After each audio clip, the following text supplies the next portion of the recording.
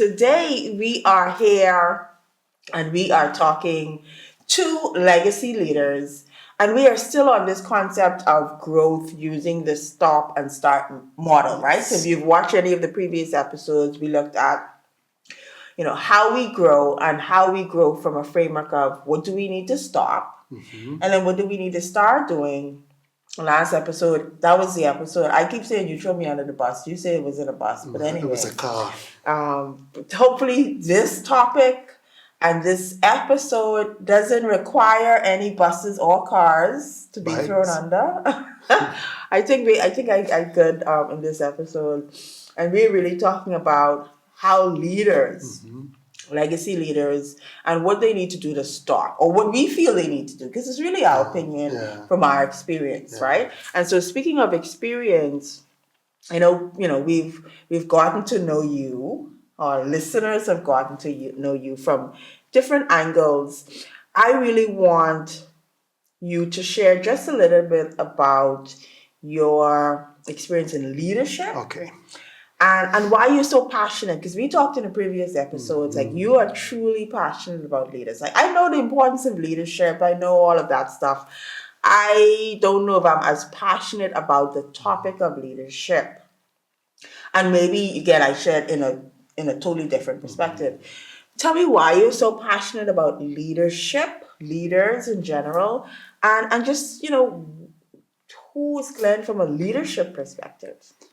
Okay, so from a leadership perspective, the funny thing about it, I've always been thrown or thrusted in leadership role, but I never aspired to be a leader.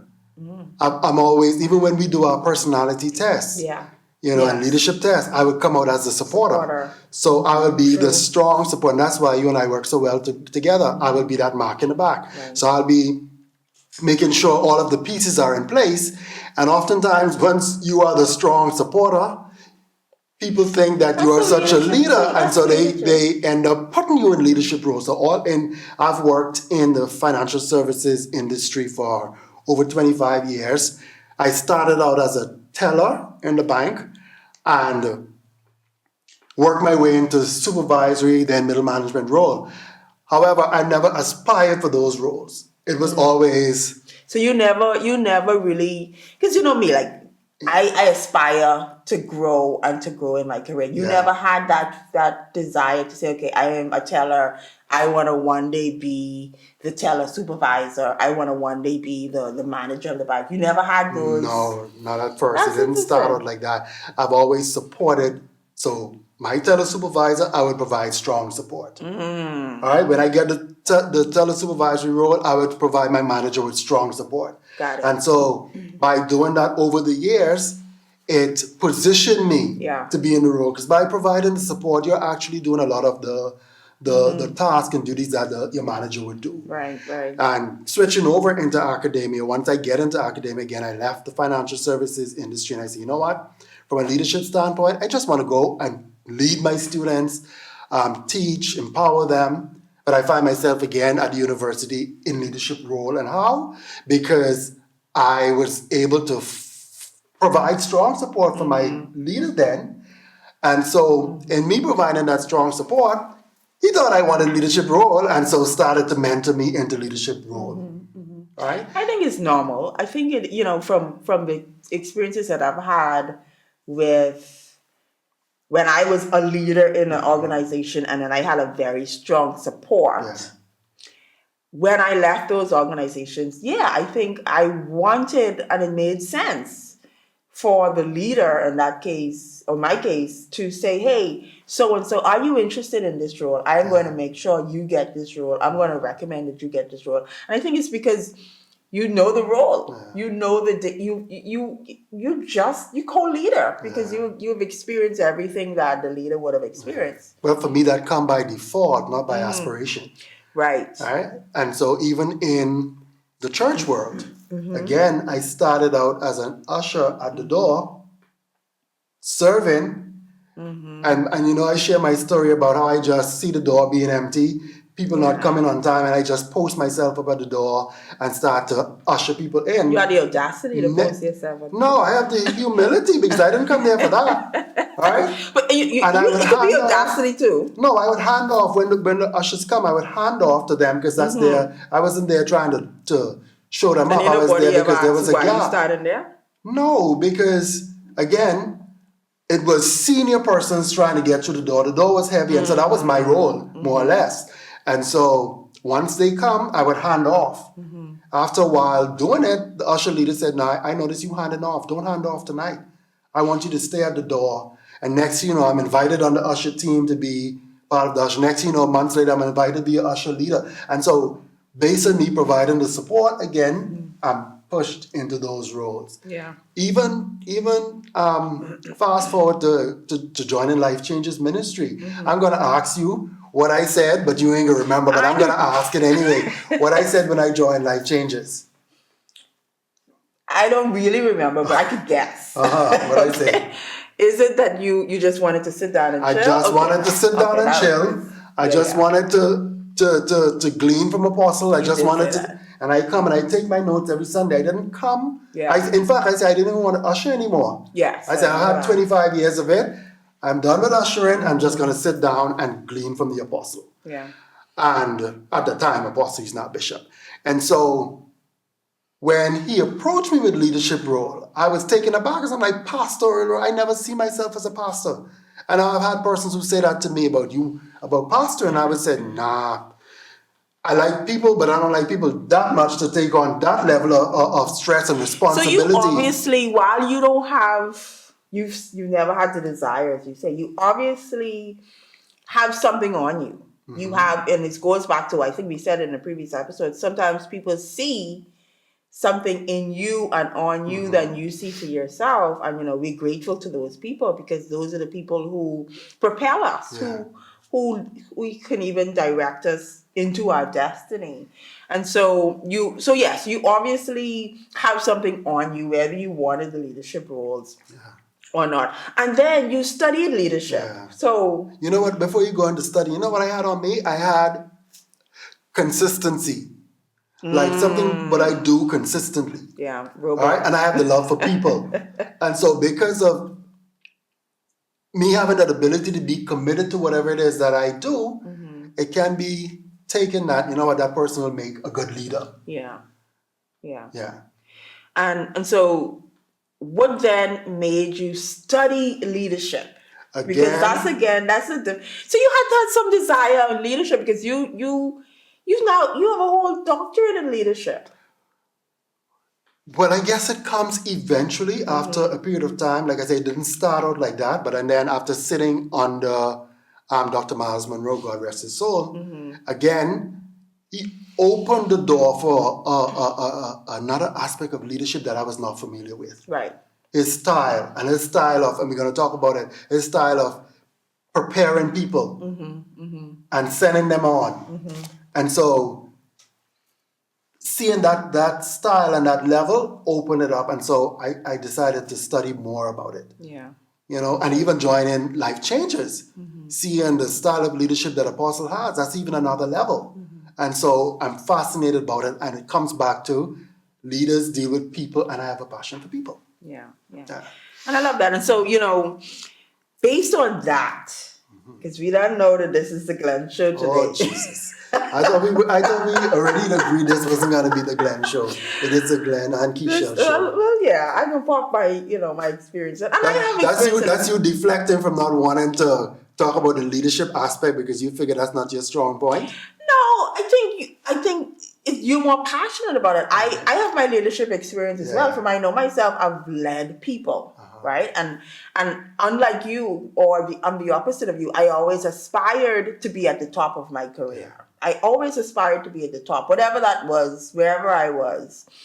I always wanted to be a leader from the position of, if I'm going to start a career or I'm going to go down a path, I want to be the best in that field.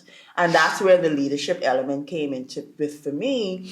And of course, being the best required you, of course, to have that self-leadership, but also you attracted leadership roles because I wanted to be the best. So you were called, I inserted myself. Okay, see that's the difference there. So I'm like, okay, I know what I'm capable of. I know when I'm passionate about something, whatever that is, I am going to doggedly do it. I'm going to work on it. I'm going to be obsessed. And you're going to ask for the role too. I'm going to ask for the role. Ask for the role. You're going to have to invite me to the role. So yes, so it was the passion to dominate and to have that authority, again, learning from what we learned. And it was also, I am already passionate about it. Let me just do it in the best way possible. Let me be at the best, etc. So that's what so I don't know if I'm passionate about the term leadership, but it was, I guess it came natural because I was passionate about being the best in my field. And so that's my... being on the top of your game. And being on the top of my game, the term that I use, who do I need to be on my A game for? Okay. Right? And in that case, it was for my business to grow, for my clients, etc., for my family. So that's how leadership came with me. And I never really wanted to lead people. Okay. Because you can lead projects. Yes. You can lead people. I like to lead in projects. And that's where we differ. I only know people. And our conversation on that. So again, that's how we differ. I want to be at the top. I can lead a project. I can lead a challenge. I can lead myself to the top. I'm a leader of people. So I've had leadership experience. And I know where it come from with you. A part of dealing with the drama, the confrontation. Yes. You don't want to deal with all that side. So you will totally ignore that side of it because that's not... I don't want to you give your best energy. While I invite the drama because I'm going to deal with it. Yeah, you like the drama. Yeah, I've had some experiences where I had assistants when I worked as an executive director, or director in a company, and the owners would be like, "Where's your assistant? Why is she late for work?" Blah blah blah. They expected me to reprimand and ask. I'm like, "Look, when they reach, they reach." That's not when she reach. Once she get the job done, she's here, she works. No, I don't have a problem when she said, and they wanted me to go through that. And I'm going to be the one. I'm going to call you. I'm going to say, look, you're supposed to be at work at 9. It's 9:15. Do you still have a job, or do you want a job? Do you really want to work? That's the part I never liked. I never liked. So I'm like, when she here, and she's got to work when she here, and she even can stay back 30 minutes later. So I had no problems with that. All right. So that's the experience in leaders. So from your vantage point then, that there are certain things that you would love leaders to stop doing. Tell me what number one.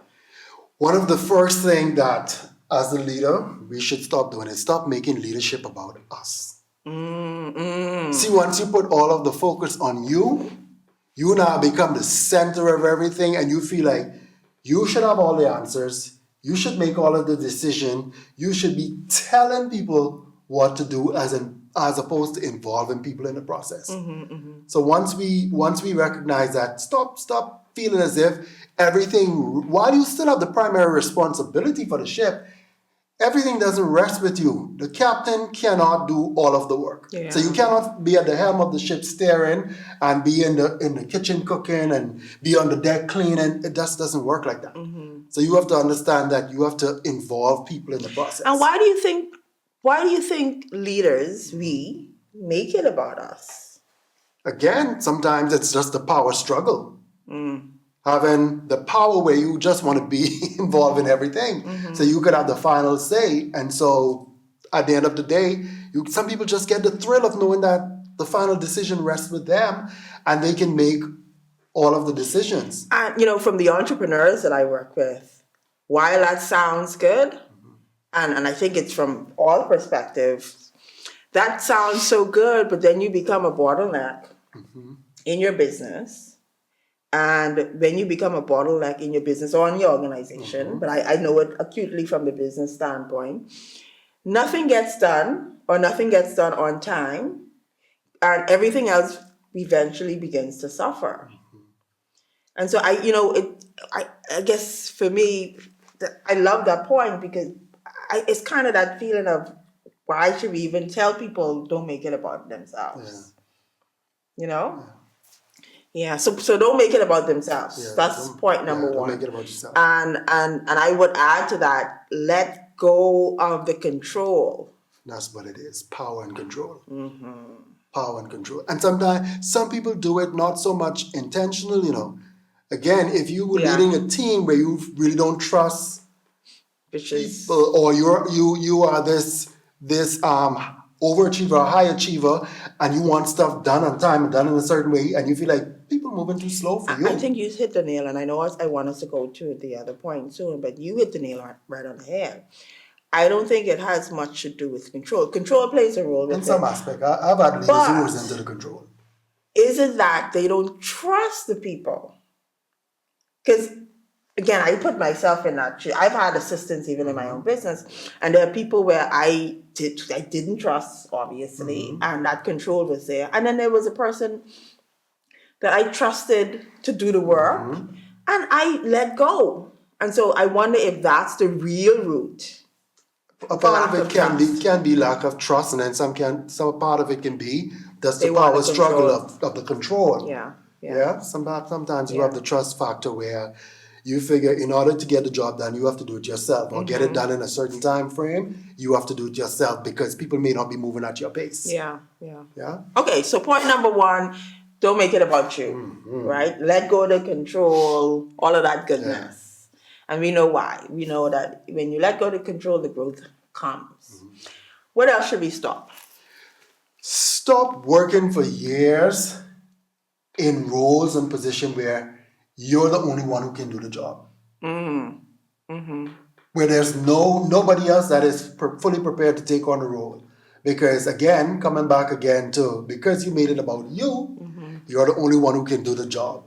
Now I need you to tell me a story. So you're trying to set me up? No, I need you to tell me a story because I know you got plenty of stories. I had a story. I came back from university to work for a financial institution, and when I got there, the manager, she was like, I can finally go on vacation. I have all these weeks and weeks of vacation, but she didn't want to go because she didn't have anybody strong enough to leave the branch in her care. So she was paranoid. Like, if I leave and things mess up, it's under my watch. Right. And so she had worked with me before. And so she knew my work ethic. She knew what I was bringing to the table. And so the first month, once I got back into the institution and she set me up, she went on vacation the next month. That's rare, though. Don't you think? Or is it rare? Is it rare that... Because from that story... She was if it wasn't intentional that she tried to feel like if she was doing it on, she just needed that strong support. Yes. So, and then it comes back to trust. She didn't trust the team to be strong enough to be able to fulfill the roles and duties while she is out. And so what about a time? And you're trying to lead the witness. we want to make this as practical as possible. What about a time or a case where the leader had strong support? The leader, have a team or have a team that is doing the work, that's supporting, that's getting it done, and they still have a challenge, or they want to do it all themselves. And I've worked in a scenario where, again, you have the strong support, and I got to be very careful with this because it's from somewhere within my long 35-year span of career, and for some reason, said leader felt threatened by my ability and did not want to provide the leeway for me to be able to use my gift and my talent as a strong support. And to me, that was a clear experience of that person just holding on to the control or the power in fear that I'm coming for the job. And that's always a tendency that, and not just I don't even want to just make it about me. A lot of the times in these situations, you tend to feel like if you prepare other persons to do aspects of the job, they come in for your job. Yeah. And I would always say this when I was in the banking system. If you could come for my job and take my job, it means that another job is there for me.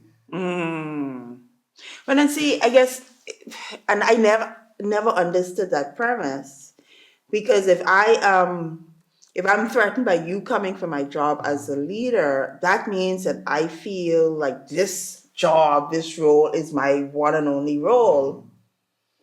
I'm stuck here. I will die here. That means that there's no opportunity that I see for growth. Yes. This is the growth show. Yeah. There's no opportunity that I see for growth. So I'm going to stay right here and hold on to this, which means you can't move either. Yeah. And sometimes we're comfortable in that position because we know it now well, and we don't have to move to learn something else. Or the financial benefit attached to it may be that great, and you don't want to give it up.